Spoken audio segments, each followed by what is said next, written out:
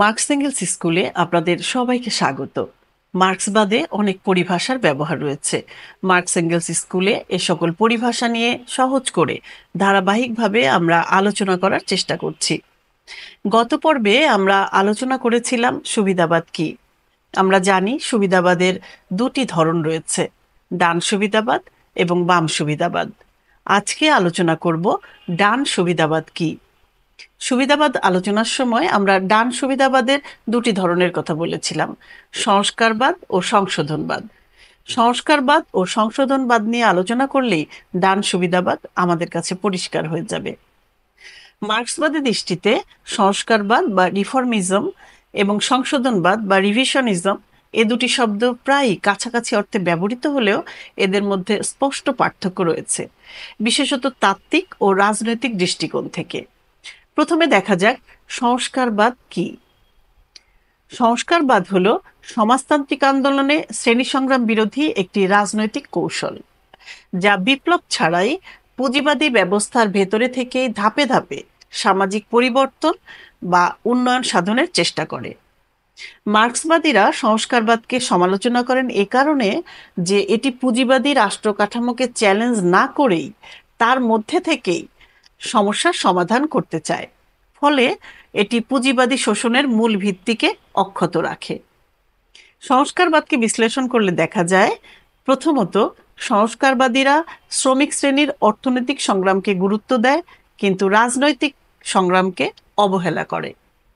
দ্বিতীয়ত সংস্কারবাদ শ্রম ও পুঁজির দ্বন্দ্বকে, অর্থাৎ শ্রমিক ও পুঁজিপতির মধ্যে বিদ্যমান দ্বন্দ্বকে অস্বীকার করার চেষ্টা করে, শ্রেণী শত্রুদের সঙ্গে আপোষ করে বা ঐক্য গড়ে তোলে। সংস্কারবাদীদের কাছে ব্যক্তি মালিকানা উচ্ছেদ বড় কথা নয়, বড় কথা হচ্ছে মালিকানা কে নিয়ন্ত্রণ করছে।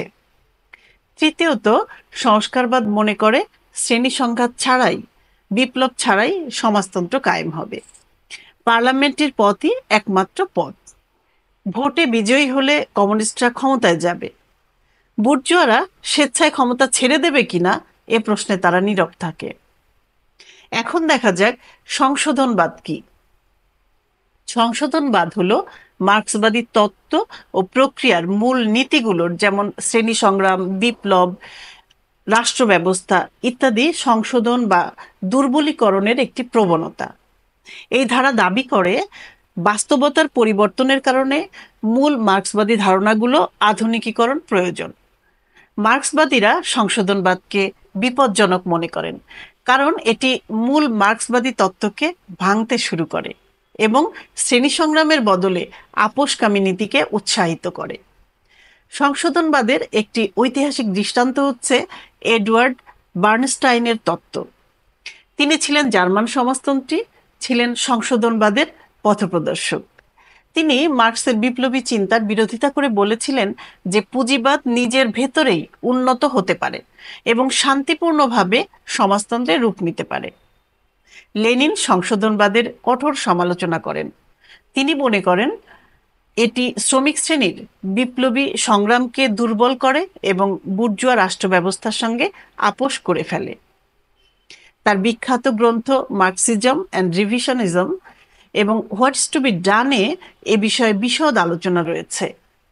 লেনিনের চিন্তা অনুসারে প্রথমত বৈচিত্র্য ও গণতন্ত্রের নামে নানাবিধ ভাবনা ও ধারা সংশোধনবাদের মধ্যে একত্রিত হয়। দ্বিতীয়ত সংশোধনবাদ রাজনৈতিক ব্যবস্থা হিসেবে বুর্জোয়া ধরনের বহুদলীয় ব্যবস্থাকে সমর্থন করে। তৃতীয়ত সংশোধনবাদ মনে করে উৎপাদনের উৎসের পুঁজিবাদী ব্যক্তিগত মালিকানার পরিবর্তন না ঘটিয়ে সমাজতন্ত্রে উত্তরণ সম্ভব। চতুর্থত সংশোধনবাদ শ্রেণী সংগ্রাম ও বিপ্লব এড়িয়ে সংস্কার ও স্বতঃস্ফূর্ততায় পুঁজিবাদের সমাজতন্ত্রে রূপান্তরের ধারণা তুলে ধরে। কাজে বলা যায় সংস্কারবাদ হলো একটি রাজনৈতিক কৌশল আর সংশোধনবাদ হলো একটি তাত্ত্বিক অবস্থান। মার্ক্সবাদী দৃষ্টিকোণ থেকে সংস্কারবাদ হলো একটি বিভ্রান্তিকর পথ যা বিপ্লবকে বিলম্বিত করে, আর সংশোধনবাদ হলো তাত্ত্বিক বিচ্যুতি যা মার্ক্সবাদকে নিজ মূল থেকে সরিয়ে দেয়। দুটোই বিপ্লবী সংগ্রামের পথে বাধা হিসেবে বিবেচিত।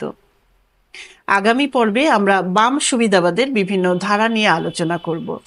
আমাদের চ্যানেলের লিংক ডেসক্রিপশন বক্সে দেয়া থাকবে। ভালো লাগলে চ্যানেলটি সাবস্ক্রাইব করে আমাদের সাথে থাকতে পারেন।